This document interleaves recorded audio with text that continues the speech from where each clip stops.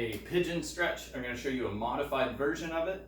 Basically, the pigeon stretch, your front leg goes up and across, and we're going to sit down and back to lean into this side of your glute. So we'll set up, leg down and back, and we're going to lean into this hip. So a lot of people will go straight back. That's one way to do it.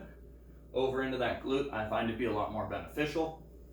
But what I do, again, want to stress is exploring your joint. So some people are going to be tightest back here. Some people need to shift a little bit over here. What we want to do is basically draw a little bit of a C with that hip socket.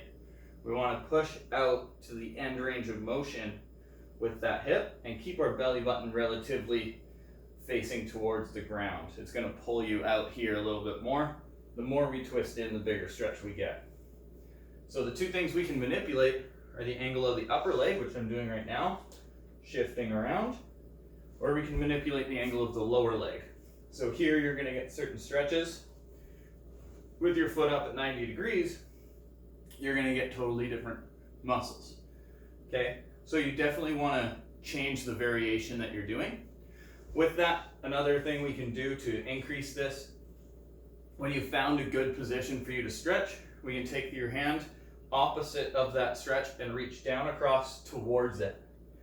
And when we stretch across, you'll find that stretch lengthen out through the backside even more, multiplying the stretch.